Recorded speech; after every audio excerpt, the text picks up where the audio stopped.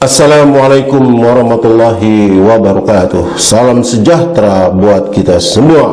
Selamat jumpa kembali di Herman Kadis Channel. Kali ini kami akan mengupas di mana beberapa hari ini kita bangsa Indonesia disuguhi dengan berita-berita yang sangat menyedihkan dan juga mengaduk-aduk emosi kita, khususnya umat Islam. Hal ini terkait dengan pernyataan saudara A.M. Hendro Priyono dan juga saudara Sulaiman B. Ponto yang notabene sebagai mantan pejabat, yang satu sebagai mantan kepala BIN dan yang satu adalah sebagai mantan kepala Kabais, yang memberikan komentarnya terhadap konflik Palestina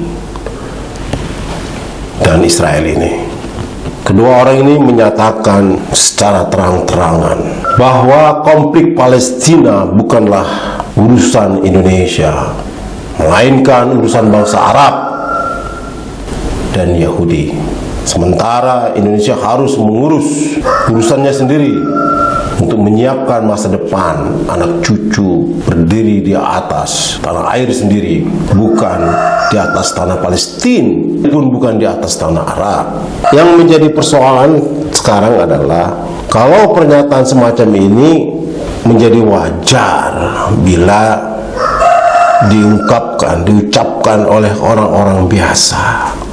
Artinya orang-orang yang tidak terpelajar, orang-orang yang awam, orang-orang yang minim informasi, orang-orang yang juga rendah secara pendidikan.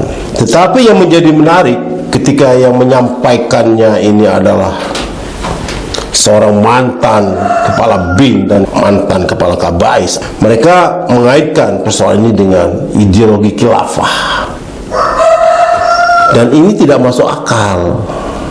Baik, biar kita tidak ikut-ikutan dikatakan khilafah, maka dalam kesempatan ini kita akan membedah persoalan konflik Palestina dan Israel ini melalui dua aspek.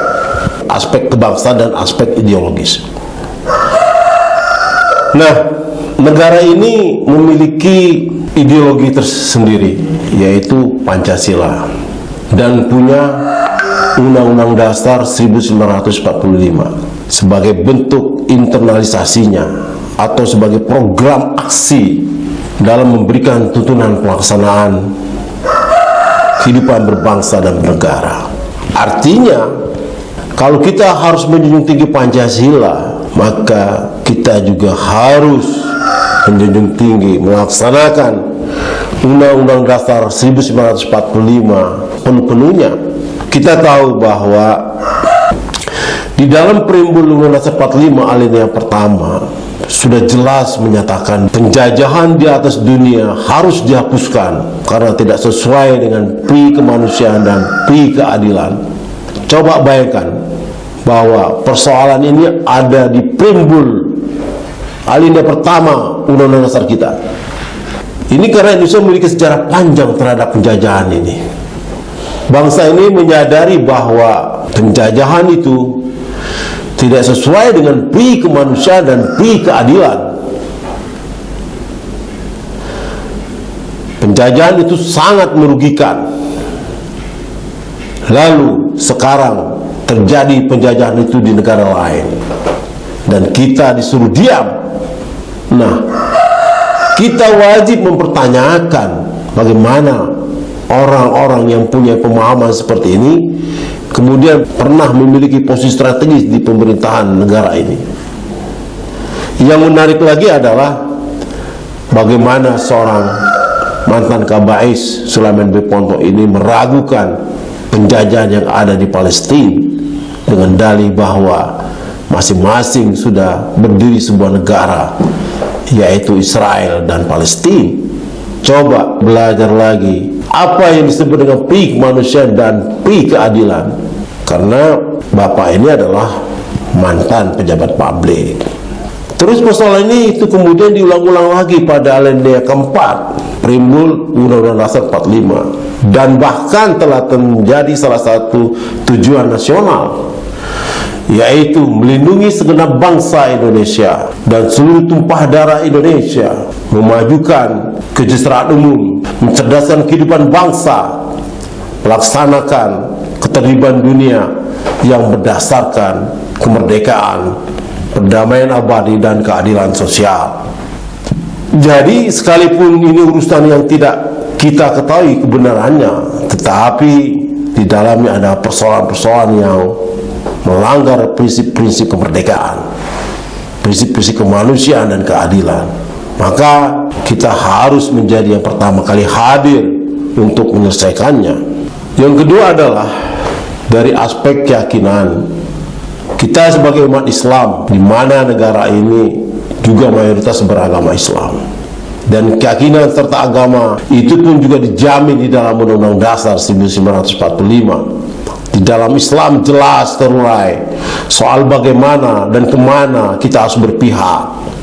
Masjidil Aqsa memiliki sejarah panjang yang tidak hanya tertulis di dalam buku-buku sejarah yang barangkali masih banyak subjektivitasnya, tetapi Masjidil Aqsa ini terangkum di dalam Al-Quran, yaitu surat Al-Isra ayat 1, yang artinya Maha Suci Allah yang telah menjalankan hambanya Muhammad pada malam hari dari Masjidil Haram ke Masjidil Aqsa, yang telah kami berkahi sekelilingnya agar kami perlihatkan kepadanya sebagai tanda-tanda kebesaran kami.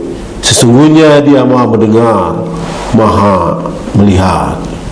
Selain itu juga banyak sekali ayat-ayat menisahkan soal keberadaan bangsa Yahudi ini yang tidak mungkin kita bahas satu persatu dalam kesempatan ini. Nah, pembelaan bangsa dan rakyat Indonesia terhadap Palestina ini bukan tidak ada alasan, bukan tidak beralasan. Umat Islam harus melindungi Al-Aqsa sebagai kiblat keduanya.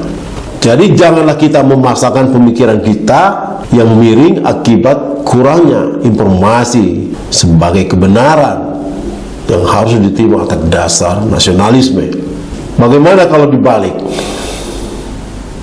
Bukankah pada saat negara ini hendak memerdekakan dirinya juga butuh pengakuan dari negara lain? Dan Palestina adalah pionirnya. Ingat itu sejarah. Negara Palestina yang pertama kali mengakui kemerdekaan Indonesia yang dikoproklamasikan Soekarno-Hatta. Bagaimana kalau dibalik? Bukankah Indonesia juga mengemis-kemis ke negara lain soal urusan lainnya seperti hutang dan lain-lain? Jadi intinya, jangan kita lupakan sejarah. Saya tidak menyalahkan kebodohan mereka yang tidak mau belajar, tetapi janganlah kebodohan itu dipaksakan menjadi gerakan kebodohan nasional dengan terus berkoar-koar di media tanpa didasari oleh keilmuan dan sejarah yang benar. Demikianlah kritik kami terhadap kedua tokoh ini. Lebih kurang kami mohon maaf. Billahi taufiq wal hidayah. Wassalamualaikum warahmatullahi wabarakatuh.